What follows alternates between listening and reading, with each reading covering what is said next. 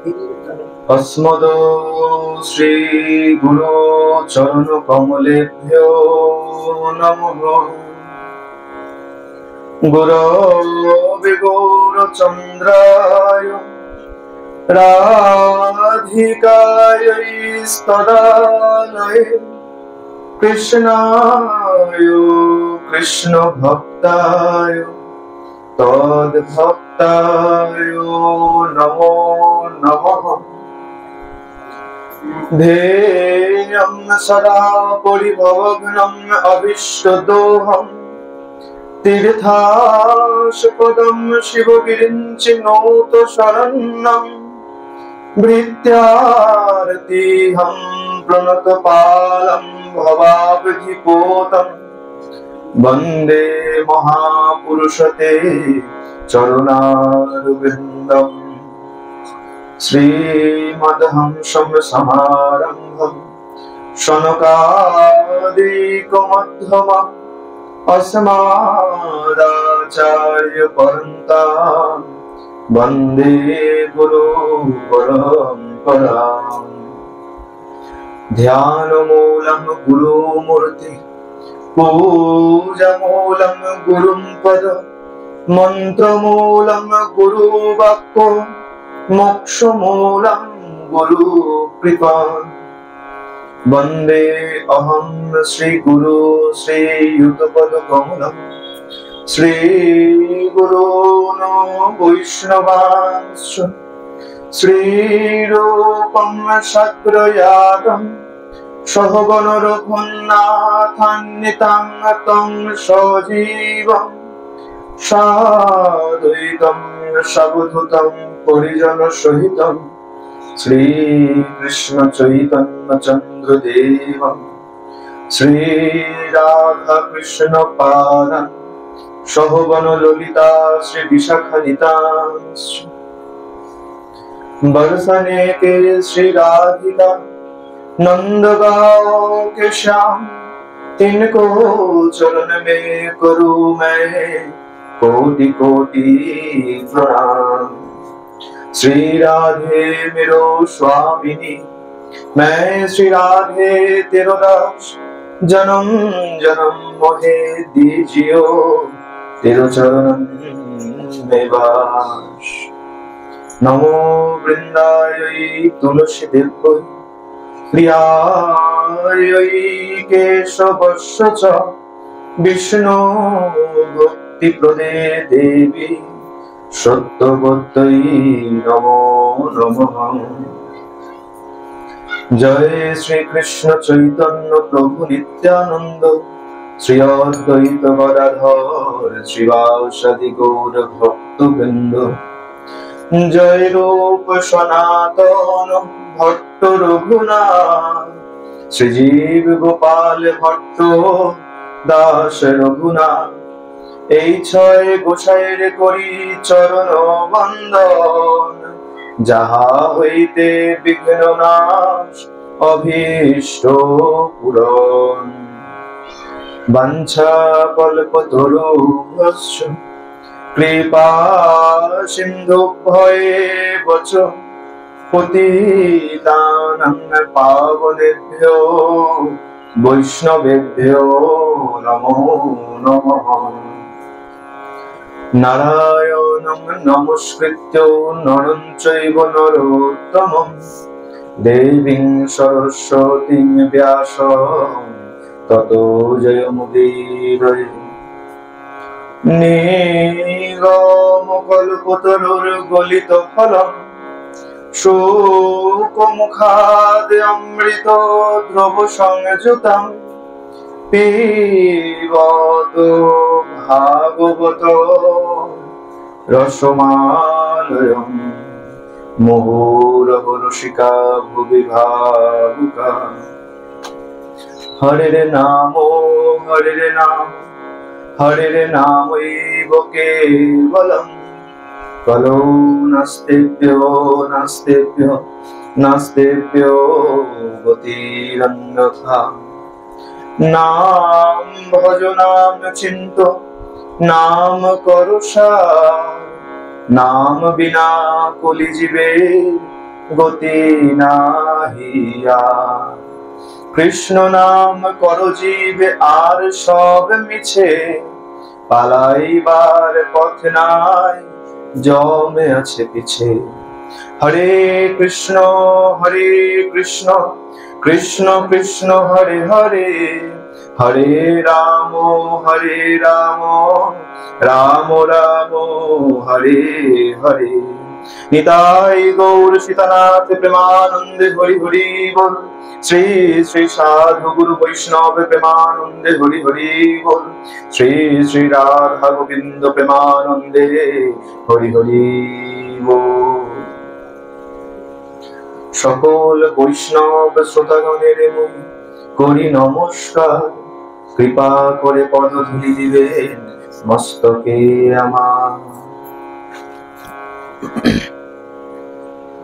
ওম সহস্র শীর্ষা পুরুষা, সহস্রাক্ষং সহস্রপাদ, সভূমিং বিশ্বতো বৃত্ত্বা প্রতিষ্ঠত দশাঙ্গুলম। জয় জয় শ্রী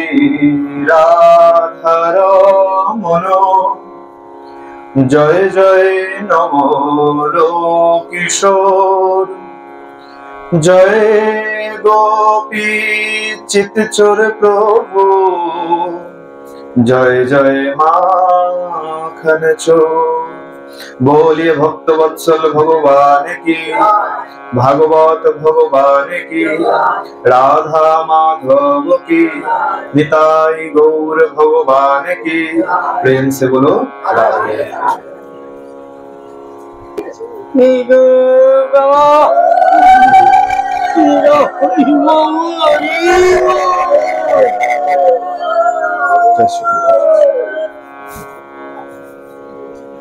हरि बोल।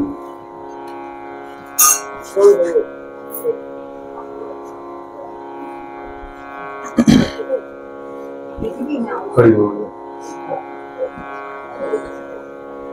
ईश्वर ईश्वर परमेश्वर सच्चिदानंद घन विग्रह, अनादिर आदि सर्व कारणेर कारण, अनंत कोटि ब्रह्मांडेर अधिनायक, नंदनंदन ब्रजेंद्र नंदन भगवान श्री कृष्णेर असीम अनुकंपाय असीम कृपाय आमरा सकले हरिकथा गुरुकथा भागवत कथा तथा भागवतीय कथा शुनबार मानुषे उपनीत हয়েছি।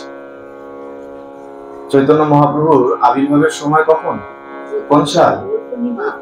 दोल पूर्णिमा। और यदि शताब्द बा ख्रिस्टाब्द हिसाब करा হয়, বলা হচ্ছে চৈতন্য চরিতামৃতে বলা হচ্ছে 1407 শকে জন্মের প্রমাণ, 1455 হইলা অন্তর্ধান।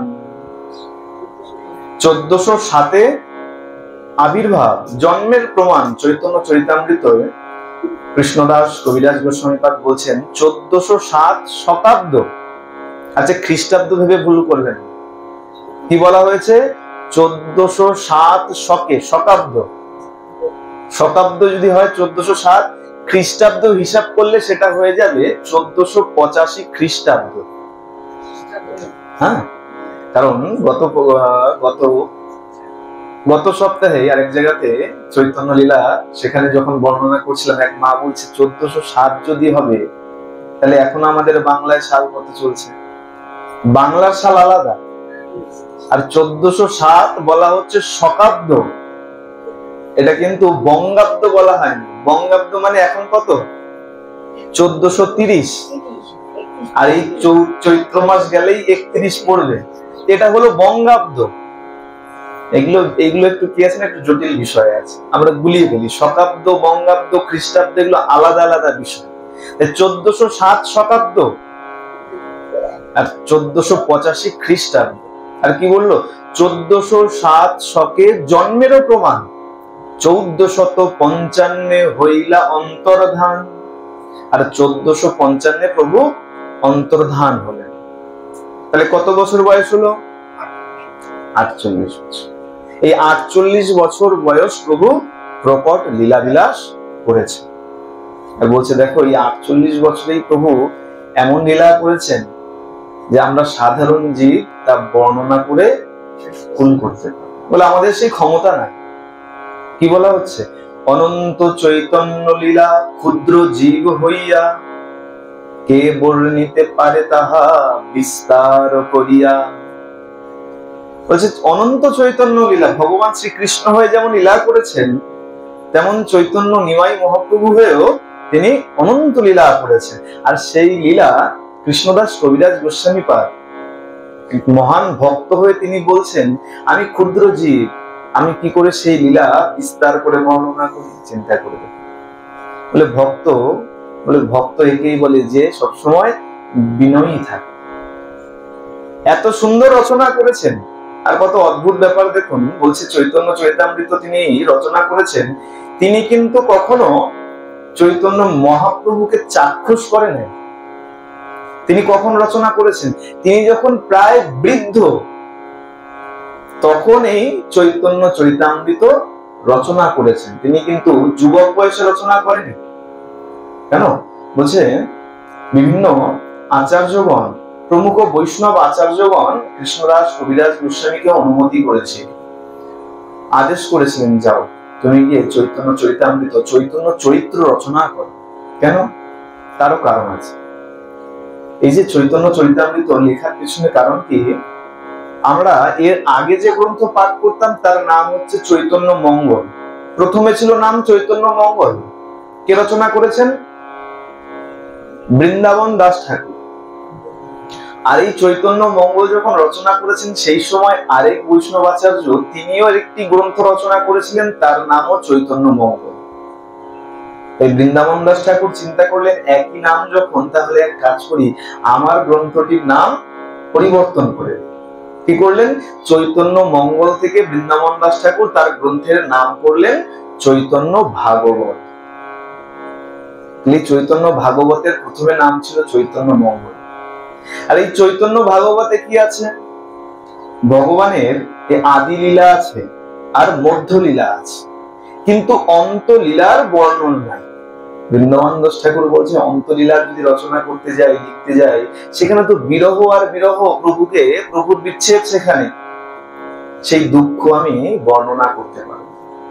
তাই তিনি রচনা করেন নাই, তিনি বর্ণনা করেন। কিন্তু সেই লীলা ছাড়া সেই গ্রন্থ তো অসম্পূর্ণ। তাই বৈষ্ণব আচার্যগণ কি করলেন? কৃষ্ণদাস কবিরাজ গোস্বামীকে আদেশ করলেন যাও তুমি গিয়ে এই সমগ্র চৈতন্য লীলা রচনা করো, অন্ত লীলাও তুমি রচনা করো। তখন কি করলেন? কৃষ্ণদাস কবিরাজ গোস্বামী পাদ এই বৃন্দাবন দাস ঠাকুরের চৈতন্য ভাগবতকে অনুসরণ করে এই চৈতন্য চরিতামৃত রচনা করলেন এবং তৎসহ অন্তলীলা চৈতন্য মহাপ্রভুর অপ্রকট হয়ে যাওয়া তিরোভাবের যে লীলা, সেই সমগ্র লীলা তিনি রচনা করেন। আর তিনি যখন রচনা করেছেন, বললাম যখন আরেকটু বলি, তিনি যখন রচনা করেছেন আর সেই গ্রন্থ যখন বৈষ্ণব আচার্যগণ অনুমোদিত করেছে, হ্যাঁ এই গ্রন্থ একে এবার গ্রন্থ রূপে প্রকাশিত করা যেতে পারে, আর সেই পুঁথিকে যখন গৌড়ে পাঠানো হচ্ছে পুস্তক রূপে চারিদিকে প্রকাশ করার জন্য, যখন গৌড়ে নিয়ে যাওয়া হচ্ছে তখন পথমধ্যেই সেই গ্রন্থ চুরি হয়ে যায়। এত কষ্ট করে রচনা করতে শুরু করেছেন, আর সেই সময় এক রাজা দুষ্কৃতি দিয়ে সেই গ্রন্থকে চুরি করে নেয়। বলে কত 60খানা সংস্কৃত গ্রন্থের সাহায্য নিয়ে কৃষ্ণদাস কবিরাজ গোস্বামী পাদ এই গ্রন্থ রচনা করেছেন। একটা দুটো গ্রন্থ নয়, 60খানা সংস্কৃত গ্রন্থের সাহায্য নিয়ে একে রচনা করেছেন। যখন সেই সংবাদ পেয়েছেন, সেই সংবাদ পেয়ে এত মর্মাহত হয়েছেন, এত শোকাহত হয়েছেন, তিনি সেখানেই দেহত্যাগ করেছেন, দুঃখে দেহত্যাগ করেছেন। এত কষ্ট করে চৈতন্য লীলা আমি রচনা করলাম আর সেটা আমি খুইয়ে ফেললাম। তিনি যখন দেহত্যাগ করেছেন তার বেশ কয়েক বছর পর সেই গ্রন্থকে উদ্ধার করা হয়েছে এবং তারপরে গিয়ে এই চৈতন্য চরিতামৃত প্রকাশিত হয়েছে। চিন্তা করুন, তিনি জীবদ্দশায় তাকে প্রকাশিত হতে দেখেন না, আর শুধু তাই নয়, তিনি চৈতন্য মহাপ্রভুকে পর্যন্ত চাক্ষুষ করেন নাই, সচক্ষে দেখেন নাই। এই যে বাল্যলীলা, সেই বাল্যলীলা তার সূত্র ধরে লেখা। এই বাল্যলীলা যে যখনই রচনা করেছেন, মুরারি গুপ্তের সূত্র ধরে এই বাল্যলীলাকে রচনা করা হয়েছে। চৈতন্য মহাপ্রভুর বাল্যলীলা যে রচনা করেছে, সেটা বৃন্দাবন দাস ঠাকুরই হোক আর যেই হোক, কে করেছে? ওই মুরারি গুপ্তের সূত্র ধরে করেছে। কেন? মুরারি গুপ্ত একদম ছোট ছিল যখন চৈতন্য মহাপ্রভুর জন্ম হয়েছে, তখন মুরারি গুপ্তের বয়স 15 বছর। কোথায় থাকতেন? ওই পাড়াতেই থাকতেন। তিনি সমগ্র লীলা দর্শন করেছেন, আর তিনি রচনা করেছেন, তার নাম হচ্ছে মুরারি গুপ্তের কর্চা। সেখানে চৈতন্য মহাপ্রভুর সমস্ত বাল্য লীলা রয়েছে। আর মধ্যলীলা, সেটা শরৎ দামোদরের সূত্র ধরে এই মধ্যলীলাকে রচনা করা হয়েছে। আর অন্তিম লীলা, সেটা বৈষ্ণব আচার্যগণ যেমন যেমন আদেশ করেছেন, যেমন যেমন অনুমতি দিয়েছেন, তেমন তেমন ভাবে কৃষ্ণদাস কবিরাজ গোস্বামীপাদ আর বাকি 60খানি গ্রন্থের সহায়তা নিয়ে তারপরে গিয়ে এই অন্তলীলা রচনা করেছে। এই 3 পর্বে গিয়ে এই সমগ্র চৈতন্য চৈতামৃত রচনা হয়েছে। কোনো সাধারণ ব্যাপার নয়। এখনকার মতো নয় যে কোনো কবিকে বলা হলো ঘুরতে চলে গেল, পাহাড়ে জঙ্গলে চলে গেল, আর ঘুরে আসলো, এসে একটা গল্প লিখে দিল। এত সহজ বিষয়। আর এটা কেমন বলে, সমস্ত শাস্ত্র গ্রন্থ থেকে প্রমাণ দেওয়া আছে। নিজে কেবলমাত্র 97টি শ্লোক রচনা করেছেন। এই চৈতন্য চরিতামৃতের মধ্যে কৃষ্ণদাস কবিরাজ গোস্বামীপাদ নিজে স্বরচিত শ্লোকের সংখ্যা মাত্র 97টি। আর পুরো গ্রন্থটার মধ্যে 10,503 খানি শ্লোক আছে, বাংলা পয়ার আছে। হ্যাঁ, আর এর মধ্যে যেখান থেকে যত শ্লোক আছে বাকি সবকি বিভিন্ন গ্রন্থ থেকে উদ্ধৃত করা, প্রমাণ দেওয়া। এই যে ভগবান বলে, ভগবান যাকে তাকে বলা যায় না। এখন তো অনেক ভগবান উঠে আছে, তাই না? দেখা যায় না, কত ভগবান হয়ে গেছে।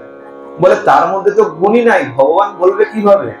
তার তো প্রমাণ থাকতে হবে, প্রমাণ দিতে হবে। আমরা চৈতন্যকে ভগবান বলছি, কেন? প্রমাণ দাও। সেই প্রমাণ তিনি ওই 60খানি সংস্কৃত গ্রন্থ থেকে খুঁজে খুঁজে বের করে সেইখানে দেখিয়েছেন যে আমরা নিছক ভগবান বলছি না, এর প্রমাণ বিভিন্ন যুগে বিভিন্ন অবতারে আগে থেকে বলে গেছে।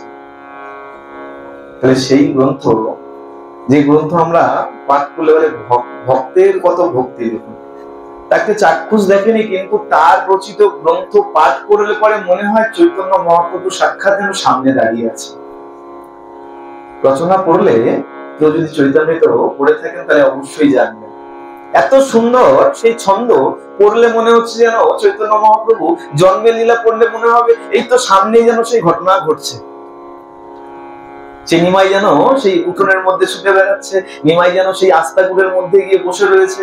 এত সুন্দর তার সেই। আর দেখতে দেখতে চৈতন্য মহাপ্রভু একটু বড় হয়েছে। 48 বছর প্রকট লীলা করেছেন।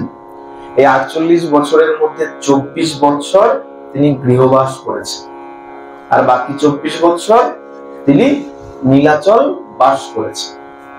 কি বলছেন? 24 বছর প্রভু কইল গৃহবাস, নিরন্তর কইল তাহি কীর্তন বিলাস। 24 বছর শেষে করিয়া সন্ন্যাস, আর 24 বছর কইল নীলাচলে বাস। 24 বছর গৃহবাস করলেন, আর 24 বছর পরে সন্ন্যাস নিয়ে বাকি 24 বছর নীলাচল বাস করেছে। এবার এর মধ্যে একটা ভাগ আছে। এই যে নীলাচল বাসের যে 24 বছর, তার মধ্যে প্রথম 6 বছর প্রভু গমনাগমনে কাটিয়েছে। হ্যাঁ, আর আমি কিন্তু অন্য কোন গ্রন্থ থেকে বলছি না, আমি চৈতন্য চৈতামৃত থেকে বলছি। যে শ্লোক শোনাচ্ছি আপনাদের, এটা এই চৈতন্য চৈতামৃত থেকে শুনছেন। কি বলছেন? ভালো করে শুনুন। তার মধ্যে 6 বছর গমনাগমন। গমনাগমন মানে যাওয়া আসা। কোথায় গেছেন? কবু দক্ষিণ, কবু গৌর, কবু বৃন্দাবন। কখনো গৌড়ে গেছে, কখনো দক্ষিণে গেছে, কখনো বৃন্দাবন গেছে। এই করে প্রভুর 6 বছর কেটে গেছে। কারণ কি, 24 বছর শুনলে অনেকে হিসাব মেলাতে পারে না। সে কি, আমরা তো সবাই 18 বছর শুনেছি। আসলে পুরোটা জানতে, যে জিনিস জানার দরকার সেটাকে সম্পূর্ণ জানা উচিত। অর্ধেক জানলে কি হয়, মনের মধ্যে ভীতি থাকে, মনের মধ্যে অনেক সংশয় থাকে। কি শুনলাম কি জানলাম ওইখানে তো ওরকম শুনলাম, তাই তো? তা কি বললো, প্রথম 6 বছর গমনাগমনে কেটে গেছে, তারপরের যে 18 বছর সেটা একনিষ্ঠ ভাবে তিনি নীলাচলে ছিলেন, সেই সময় আর কোথাও যান। এই যে প্রথম 6 বছর তিনি যে সন্ন্যাস গ্রহণ করলেন, সন্ন্যাস গ্রহণ করে এই যে যখন নীলাচলে চলে আসলেন, নীলাচলে এসে যে 6 বছর প্রথম গমনাগমন করেছেন, এক সময় তার মনের ভাব এমন হলো, তিনি স্থির করলেন এবার আমি বৃন্দাবন যাব, বৃন্দাবন যেতে হবে। কেন? গোবিন্দকে খুঁজছেন পাগল প্রায়। আর গোবিন্দ বলে, দেখো যেখানে প্রাণ গোবিন্দ আমার খেলাধুলা করেছে, যেখানে এমন লীলাবিলাস করেছে, সেখানে যদি না যাই তাহলে কি করে হয়? যেখানে রাধা কুণ্ড শ্যাম কুণ্ড বিরাজিত আছে, সেই ব্রজের ধুলি যদি গায়েই না মাখি তাহলে তো আমার জীবন বৃথা হয়ে গেল। বৃন্দাবন যাবেন ঠিক করেছেন। যখন মনের বাসনা জানিয়েছেন, নিত্যানন্দ মহাপ্রভু বলছেন, বেশ তাহলে প্রভু সঙ্গে আমাকে নাও, সঙ্গে আমাকে নাও। কি বলছেন মহাপ্রভু? শ্রীপাদ, আমি স্থির করেছি বৃন্দাবন যাত্রাকালে আমি কাউকে সঙ্গে নেব, কাউকে সঙ্গে নেব না। দেখুন এর ভেতরে একটা অন্যরকম বার্তা আছে, যদিও সেই বার্তা মহাপ্রভুর সাথে মিল খায়, কিন্তু এখান থেকে একটা শিক্ষণীয় বিষয় কি, যদি কখনো তীর্থ ভ্রমণ করেন তাহলে পরে মনের মতন সঙ্গী যদি না হয় তাহলে একাই যেতে হয়। চৈতন্য মহাপ্রভু কি বলছেন? আমি একাই যাব, কাউকে আমি সঙ্গে নেব। আচ্ছা তাহলে কি নিত্যানন্দ মহাপ্রভু কি তার মনের মতো সঙ্গী নয়? অবশ্যই মনের মতো সঙ্গী, অবশ্যই তিনি মনের মতো সঙ্গী, কিন্তু ইহ জগতের জন্য শিক্ষা কি শিক্ষা বলে, যখন তীর্থ ভ্রমণ করবে মনের মতো সঙ্গী না হলে সঙ্গে কাউকে নেবে। তাতে কি হয়? আপনি পুরীতে গেছেন জগন্নাথ দর্শন করতে, জগন্নাথ দেবকে দর্শন করছেন, মোহিত হয়ে গেছে, বলে জগন্নাথ দেবের দিকে একবার যদি কেউ তাকায় ইচ্ছা করে না চোখ সরিয়ে দর্শন করতেই থাকুক। আর তার মধ্যে যাকে সঙ্গে নিয়ে গেছেন সে যদি তেমন পিপাসু না হয়, কি বলবে, এই তাড়াতাড়ি চল খাবো, খিদে পেয়ে গেছে। তাহলে কি হলো? ওই তীর্থযাত্রা বৃথা হয়ে গেল, দর্শনটা নষ্ট হয়ে গেল। তাই বলেছেন মনের মতো সঙ্গী না হলে একলা। চৈতন্য মহাপ্রভু কি বলছেন? বলছে শ্রীপাদ, নিত্যানন্দ মহাপ্রভুকে কিন্তু নাম ধরে বা দাদা বলে ডাকতেন না, বলতেন শ্রীপাদ বলে। শ্রীপাদ, আমি ঠিক করেছি বৃন্দাবনে যাত্রাকালে আমি কাউকে সঙ্গে নেব না। আর নিত্যানন্দ প্রভু তো তেমন একটু জেদি, বলে না পাগলা নিতাই, আমার পাগলা নিতাই। বলছে ও আচ্ছা ঠাকুর, বেশ তাই হবে, তুমি যদি স্থির করো তুমি বৃন্দাবন যাত্রাকালে কাউকে সঙ্গে নেবে না, আমিও তাহলে বলছি তোমার সঙ্গে কাউকে পাঠাবো পাঠাবো পাঠাবো। আমাকে যদি সঙ্গে না নাও তাহলে আমিও বলছি তোমার সঙ্গে কাউকে পাঠাবো পাঠাবো পাঠাবো। এখন কাকে পাঠাবেন? সেবক তো লাগবে, কিন্তু সেবক তো যে কেউ হতে পারে, ভক্ত সবাই হতে পারে, সেবক কিন্তু সবাই হতে পারে। সেবক এই কথাটা খুব গুরুত্বপূর্ণ। সেবক বলিয়া এ তিন আখর, তিনেরও তিনটি কাম, তা যদি না করো কেমনে আচরো, কিসেরও সেবক নাম। তিনটে অক্ষর তিনটে কাজ আছে, যদি না করো কিসের সেবক না? সে অক্ষর বলে কর গুরু সেবা, আচরি গুরুর বাপ, তা না করিলি স্ত্রী বাপ পালিলি, সে ছাড়ি রহিল বক। বলছে গুরুদেবের কথা তুমি মানলে না, সে অক্ষর বলছে গুরুদেবের কথা মানো, গুরুদেবের সেবা করো। গুরুদেবের সেবা কোনটা? আমাদের মধ্যে অনেক ভ্রম আছে যে গুরুদেবকে কিছু দক্ষিণা দিয়ে দিলাম, গুরুদেবকে গিয়ে একটা মালা পরিয়ে দিলাম, সেবা হয়ে গেল। বলে না, সেটা সেবা না। তাহলে কোনটা সেবা?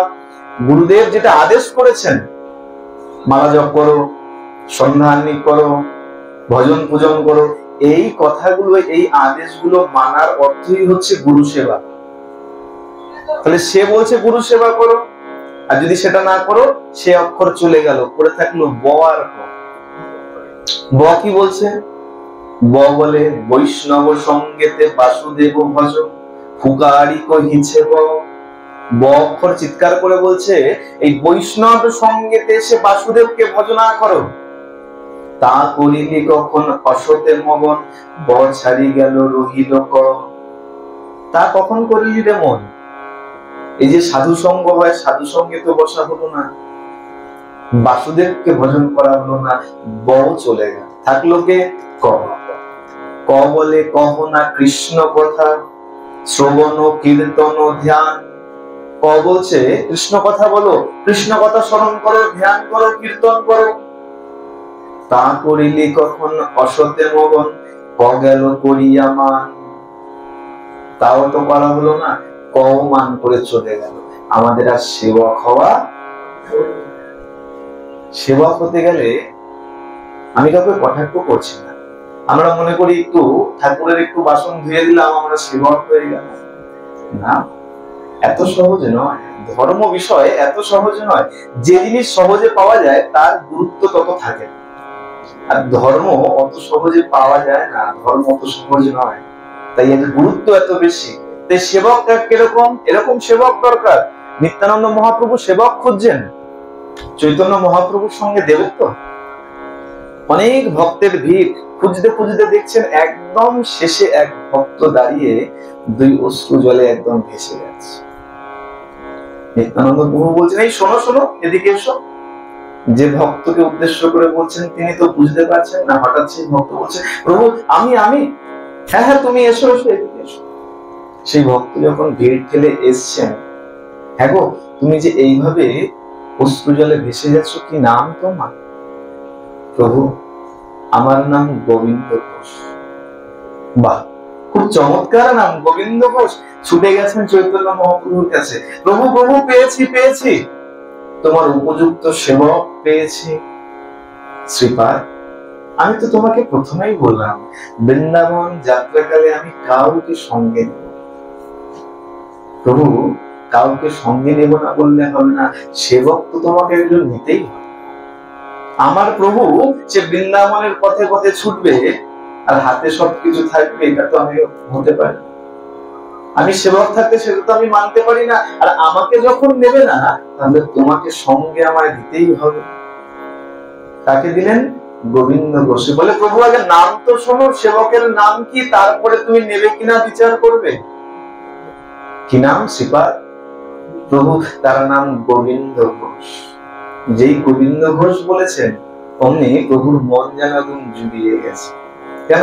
বলে যেখানেই কৃষ্ণ কথা শোনে আর মহাপ্রভু সেখানেই যেন বিগলিত হয়ে যায়। আর তাতে কিনা এই ভক্তের নাম গোবিন্দ ঘোষ।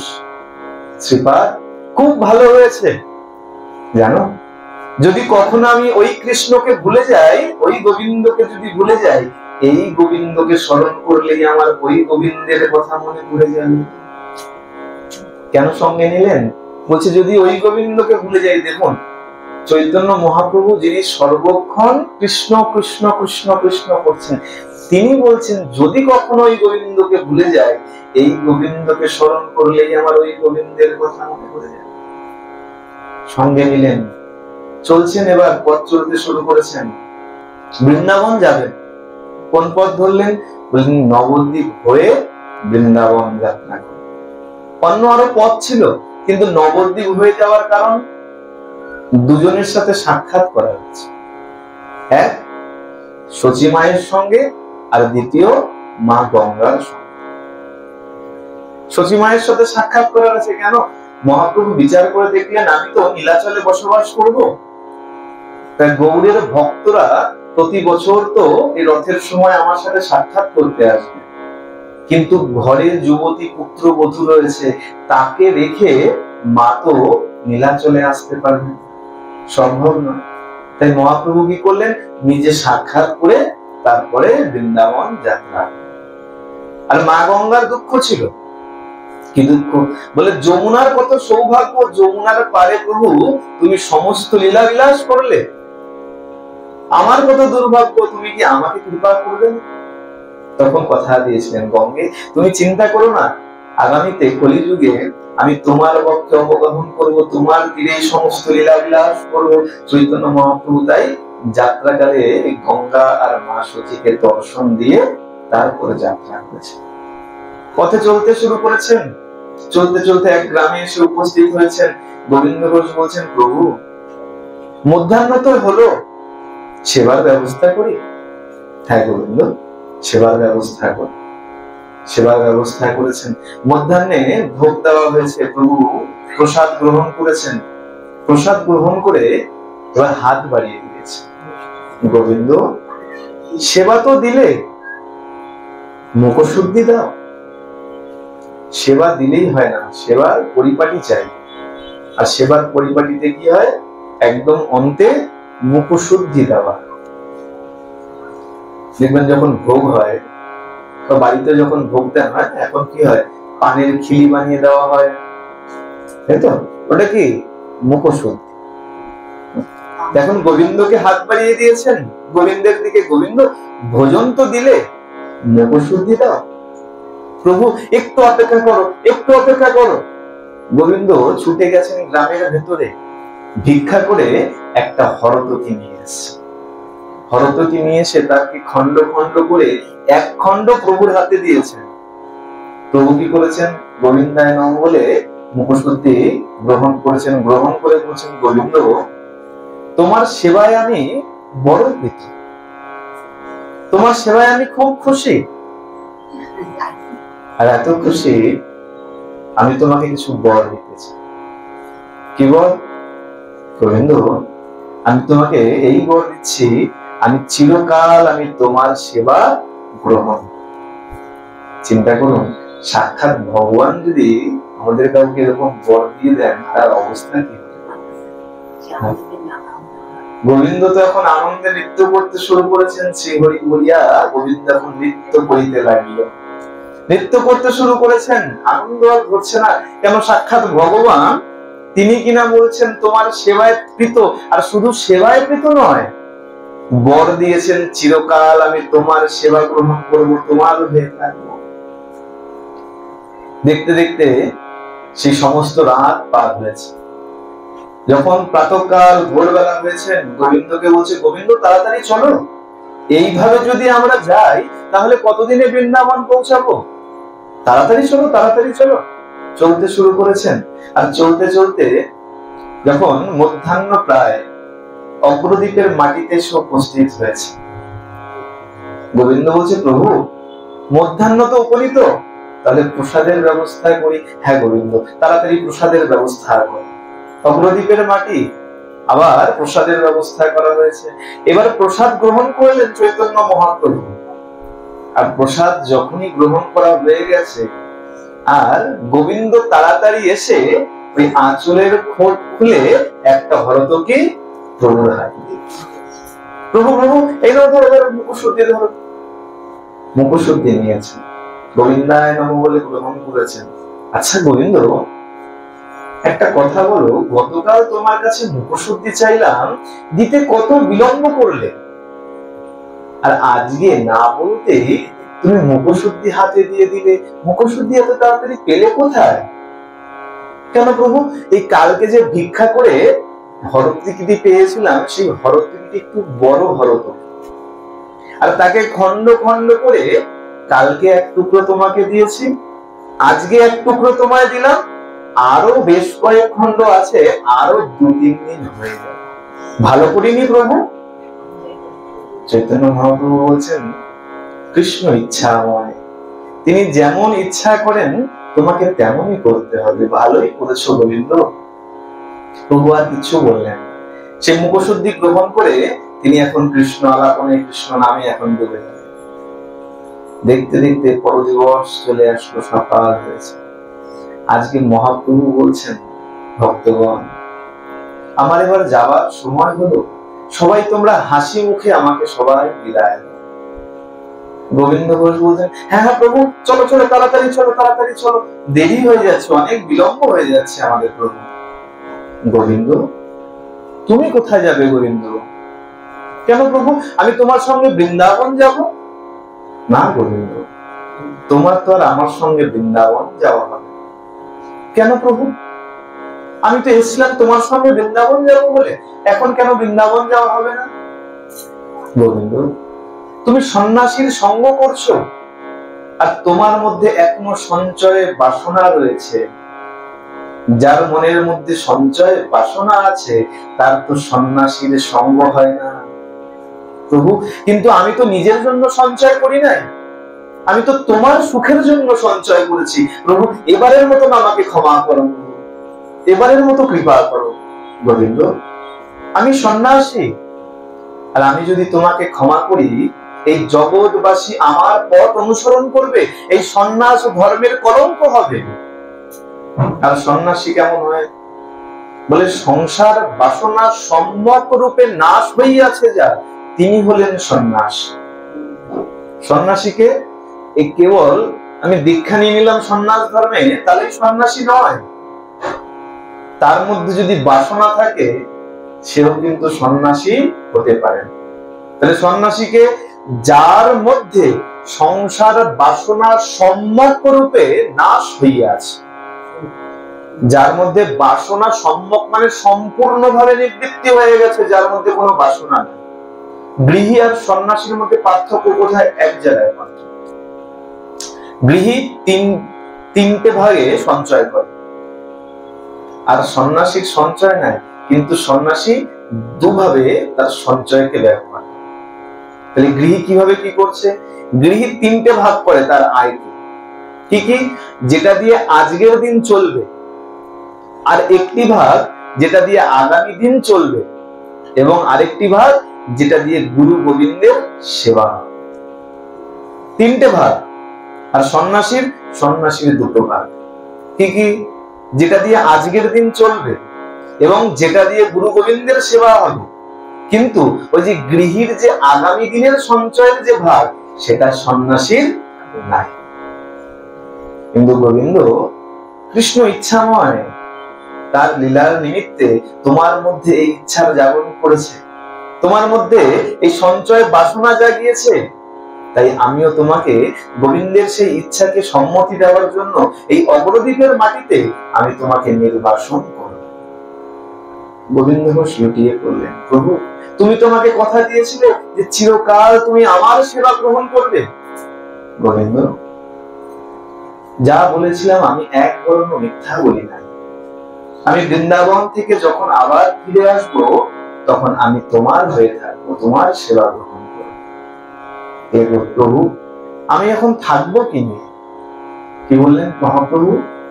কৃষ্ণ নাম করো, কৃষ্ণ চরণ স্মরণ করো। কিন্তু প্রভু আমি তো তোমার চরণ ছাড়া আর কারো চরণের ভজনা করি না। গোবিন্দ ঘোষ বলছেন মহাপ্রভুকে, আমি তো তোমার চরণ ছাড়া আর কারো চরণের ভজনা করি না। কিন্তু গোবিন্দ তোমাকে অপেক্ষা করতে হবে, এই অগ্রদ্বীপের মাটিতে তুমি অপেক্ষা করবে। প্রভু তুমি আসবে কবে? গোবিন্দ আমি আসার আগে আমি তোমাকে বার্তা পাঠাবো, আমি তোমাকে বার্তা পাঠাবো। চৈতন্য মহাপ্রভু তাকে আজ্ঞা দিয়ে চলে গেলেন বৃন্দাবন।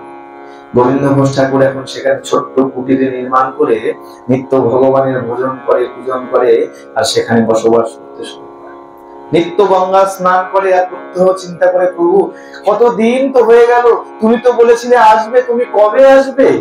তুমি তো বলেছিলে বার্তা পাঠাবে, সেই বার্তাও তো আমার কাছে এলো না। গঙ্গা স্নান করছেন, আবক্ষ জলের মধ্যে দাঁড়িয়ে তিনি গৌরের চিন্তন করছেন, ধ্যানে মগ্ন হয়ে রয়েছেন। যখন ধ্যান করছেন, হঠাৎ দেখলো তার গায়ে কালো কোনো মরা কাঠ এসে আঘাত করছে। হরি বল। সকালবেলা একনিষ্ঠ মনে যে একটু গৌরের নাম নেব, প্রভুর নাম স্মরণ করব, ধ্যান করব, তাও সম্ভব নয়। কোথা থেকে এক মরা পোড়া কাঠ এসে আমার গায়ে আঘাত করছে। যাক, একে দূরে ঠেলে সরিয়ে দিই। হাত দিয়ে ঠেলে সরিয়ে দিয়েছেন। সরিয়ে দিয়ে আবার সে ধ্যানে মগ্ন হয়েছেন, এবং কাঠটি পুনরায় আবার এসে গোবিন্দ ঘোষের স্পর্শ করেছে।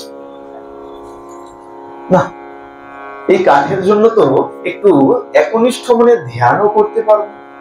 যাক, এই কাঠটাকে তাহলে আমি পাড়ে ছুড়ে দিয়ে। কি করেছেন? বিরক্ত হয়ে গোবিন্দ ঘোষ ঠাকুর সেই কাঠটিকে ধরে গঙ্গার পাড়ে ছুড়ে দিচ্ছে। এবার মনে এখন গোবিন্দের নাম স্মরণ করেছেন, ধ্যান করেছেন চৈতন্য মহাপ্রভু। ধ্যান করে গঙ্গা স্নান করে কুটিরে ফিরে গেছেন।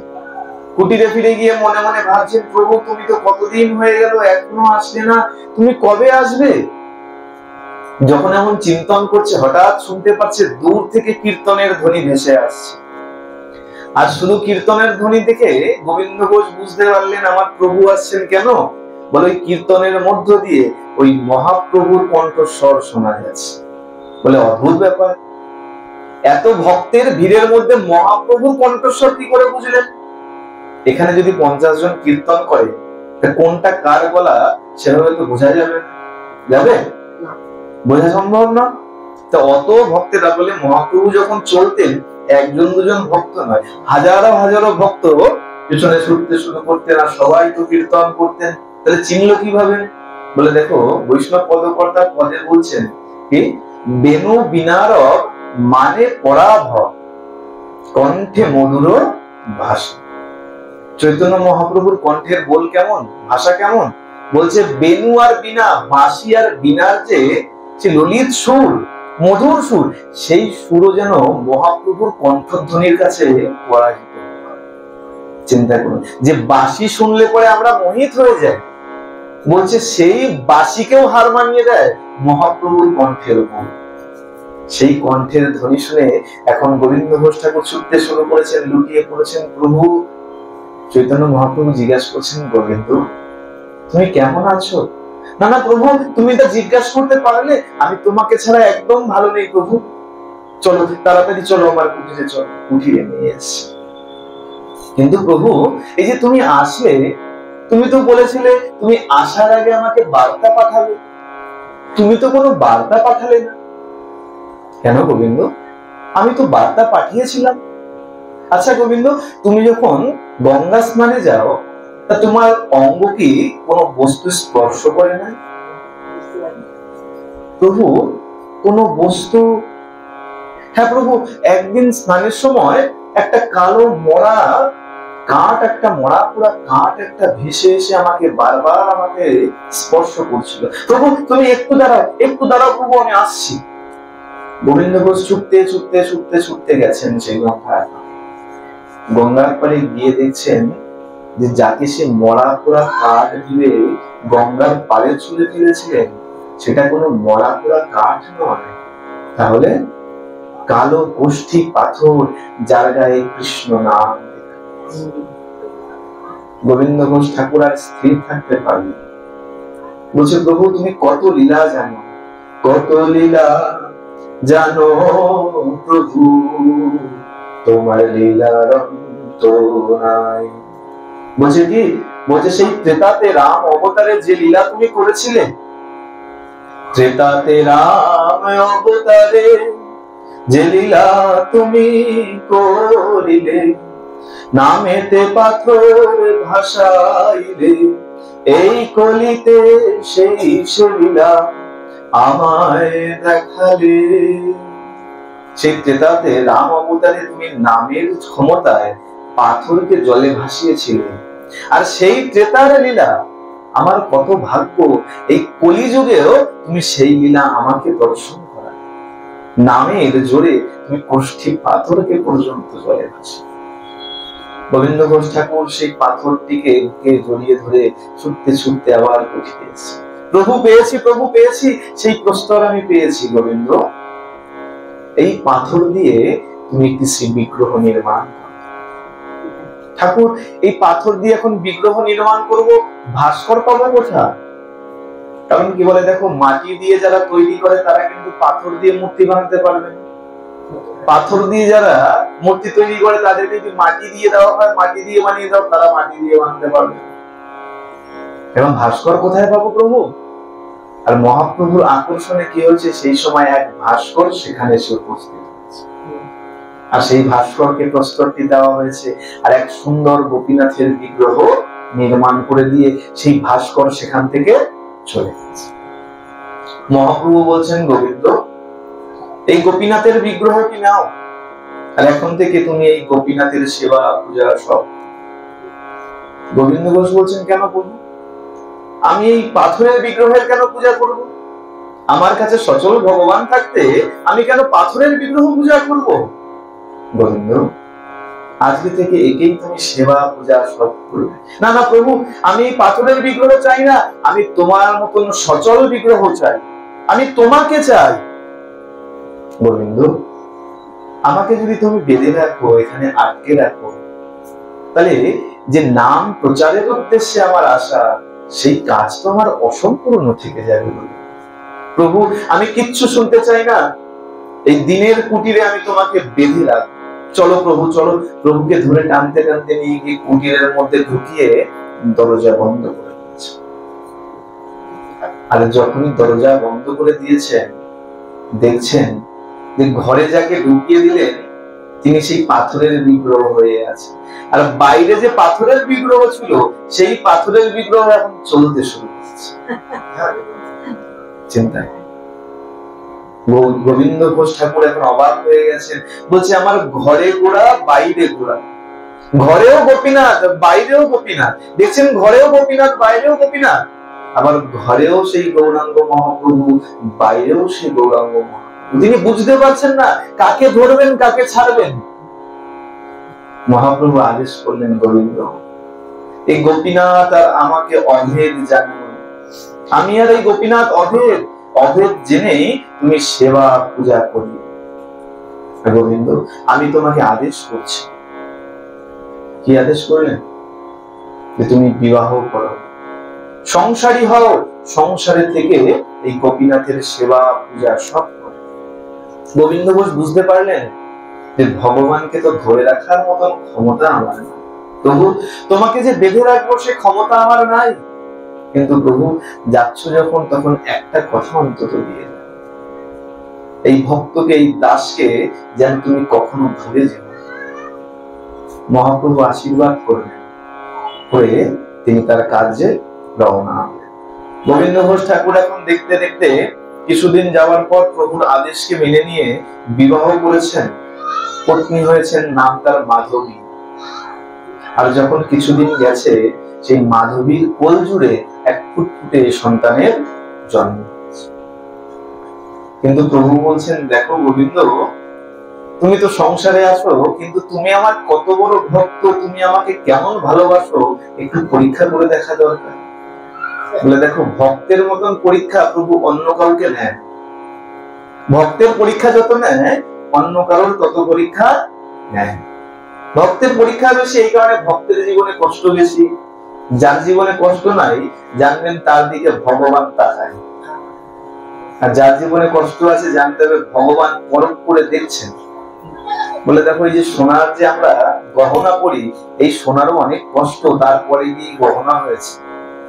হ্যাঁ, ওই শ্যাকড়া কতবার পেটায়, কতবার আগুনে ফেলে, কতবার জলে চুবায়, আবার পেটায়, তারপরে কতবার ঘষে, তারপরে গিয়ে মালাটি তৈরি হয়। ভগবান কি করেন? বারবার পরীক্ষা করে করে দেখে যে আমাদের চিন্তা, আমাদের মনটা তার চরণে আছে কিনা। বারবার পরখ করে দেখেন। গোবিন্দ ঘোষ ঠাকুরকে বলছেন, গোবিন্দ, আজ থেকে তোমার পরীক্ষা শুরু।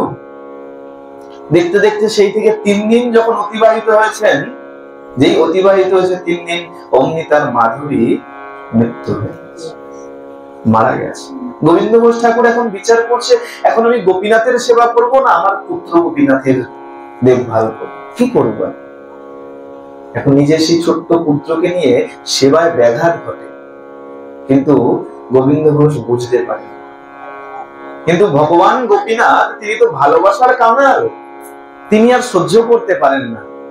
কি করছেন গোবিন্দ ঘোষ ঠাকুর? কোনদিন কি করেন, গোপীনাথকে বেদিতে, স্নানের বেদিতে দাঁড়িয়ে স্নান করান। আর স্নান করানোর পরে গোপীনাথের যে পোশাক, তা সব নিজের পুত্রকে পরিয়ে বসে থাকেন। সেবায় ব্যাঘাত। গোপীনাথ আর থাকতে পারলেন না, কি করলেন? দেখতে দেখতে আবার 3 দিনের জ্বরে সেই ছোট্ট সন্তানটিকেও হরণ করে নিলেন। আর যেমনি মাত্র নিজের সেই সন্তানকে হারিয়ে ফেলেছেন, গোবিন্দ ঘোষ এখন আর সেই বেদনা সহ্য করতেন। কি করলেন? তিনি এত ক্রুদ্ধ হলেন, তিনি বললেন, গোপীনাথ, আমি তো প্রভু তোমার আদেশকে স্বীকার করার জন্যই বিবাহ করলাম, তোমার আদেশ মেনেই আমি সংসারী হলাম, তাহলে কেন তুমি আমার মাধবীকে কেড়ে নিলে? কেন আমার সেই ছোট্ট কোলের সন্তানকে কেড়ে নিলে? আর যখন আমার পুত্র সন্তানকে সব যখন কেড়েই নিলে তুমি, আজ থেকে না তো আমি ভোজন করবো, না তো তোমার সেবা পূজা কিছু। আজ থেকে তোমার সেবা পূজা সব বন্ধ, সব বন্ধ। পড়ে রইলেন সেই মন্দিরের সামনে। যখন এইভাবে যখন কিছুদিন গেছে, 1 দিন 2 দিন গেছে, সেই গোপীনাথ এখন আর থাকতে পারছে। গোপীনাথ ডেকে উঠেছে, বাবা আমার যে বড় ক্ষুধা পেয়েছে, আমাকে খেতে দাও। গোবিন্দ ঘোষ ঠাকুর চমকে উঠলেন, বাবা বলে কে ডাকলো? গোপীনাথ আমার সন্তান, সে তো ডাকতে পারে না, আমি তো নিজে হাতে তাকে মাটি দিয়ে এসেছি, তাহলে কে আমাকে বাবা বলে ডাকলো? তাকিয়ে দেখছেন সেই মন্দিরের মধ্যে শ্রী বিগ্রহ গোবিন্দ ঘোষকে বাবা বলে ডাকছে, বাবা আমার যে বড় ক্ষুধা পেয়েছে, আমাকে কিছু খেতে দাও বাবা। গোবিন্দ ঘোষ বলছেন, আচ্ছা তোমার যদি খাবার তো বড়ই এত শখ ছিল, তাহলে কেন কেড়ে নিলে আমার মাধবীকে, কেন কেড়ে নিলে আমার পুত্র গোপীনাথকে? বাবা কারো যদি দুটো পুত্র থাকে, তার মধ্যে যদি একটা পুত্র মারা যায়, বাবা কি আরেকটি পুত্রকে না খাইয়ে রাখে? বাবা কে তোমার বাবা? বারবার বাবা বলছো, আমি তোমার বাবা নই, তুমি আমার পুত্র নও। বাবা তুমি আমার বাবা। জানো বাবা বলে ডাকলে তার অনেক কর্তব্য থাকে। বৃদ্ধ বয়সে বাবার সেবা করতে হয়, মৃত্যুর পরে বাবার মুখাগ্নি করতে হয়, শ্রাদ্ধ শান্তি করতে হয়। জানো তুমি সেই কর্তব্য?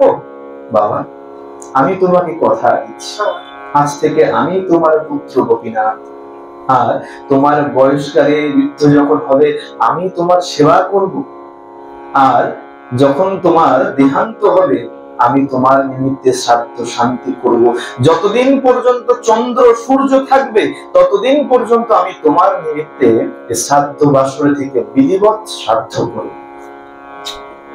যখনই সেই ভগবান যখন প্রতিশ্রুতি দিলেন, কথা দিলেন, গোবিন্দ ঘোষের মনে এখন নাড়া করলো, হ্যাঁ হ্যাঁ বাবা আমি বুঝতে পেরেছি, গোপীনাথ তুই আমার পুত্র, গোপীনাথ তুই আমার খোকা, গোপীনাথ আয় বাবা আয় আয়, তাড়াতাড়ি আয়। গোপীনাথকে কোলে পরিয়ে নিয়েছেন, খা বাবা খা, আমার ঘরে যা আছে তাই তুই খা। চিন্তা করুন কত বড় ভাগ্য, সচিমা যাকে কোলে নিয়ে খাইয়েছেন, মা যশোদা যাকে কোলে নিয়ে খাইয়েছেন, আজকে গোবিন্দ ঘোষ ঠাকুর কোলে করে নিয়েছেন, কোলে করে নিয়ে নিজের হাতে খাওয়াচ্ছেন, খা বাবা যা আছে তুই তাই খা, ঘরে যা আছে তাই খা বাবা।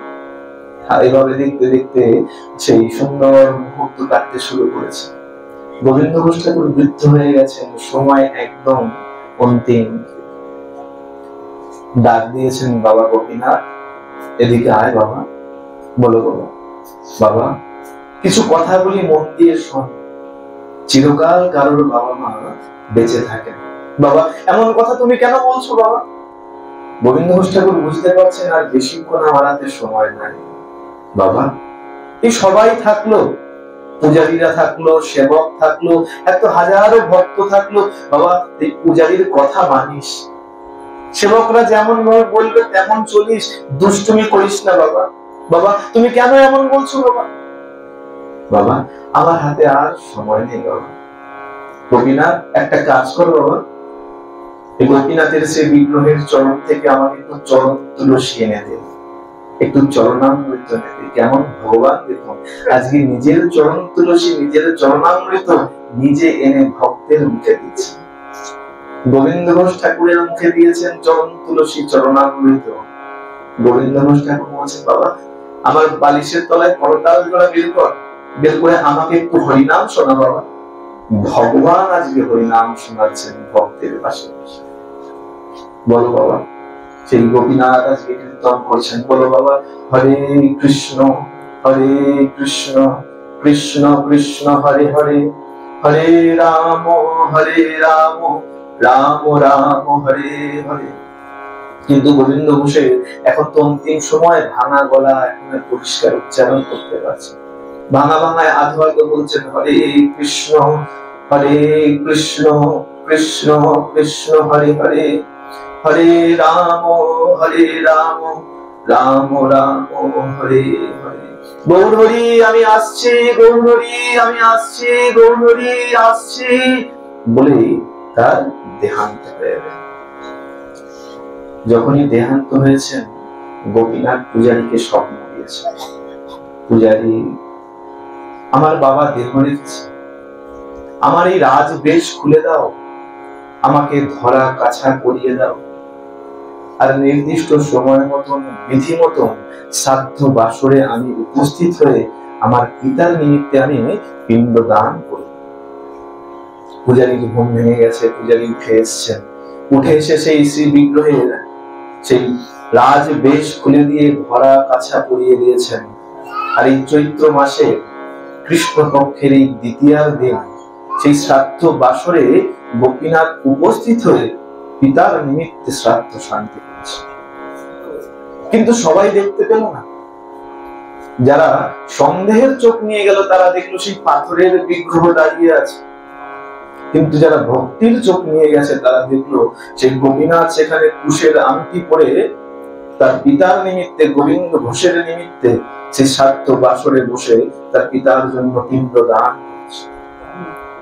আজকের সেই দিন, সেই গোবিন্দ ঘোষ ঠাকুরের নিমিত্তে গোপীনাথ, আজকে শনিবার তো, আজকে দ্বাদশী, আজকেই সেই দিন, আজকের এই দ্বাদশী তিথিতে, কৃষ্ণ পক্ষের দ্বাদশী তিথিতে চৈত্র মাসে সেই গোবিন্দ ঘোষের নিমিত্তে সাক্ষাৎ ভগবান এখনো পর্যন্ত পিণ্ড দান করে যাচ্ছে, বিধিবৎ শ্রাদ্ধ করে যাচ্ছে।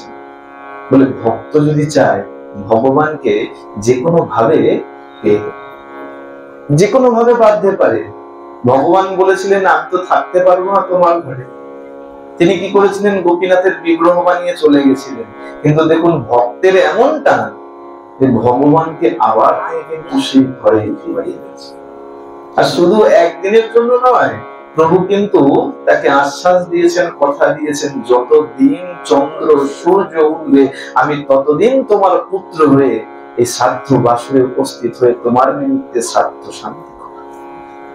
আজকের সেই দিন, সেই গোবিন্দ ঘোষ ঠাকুরের আজকে সেই শ্রাদ্ধ শান্তির দিন।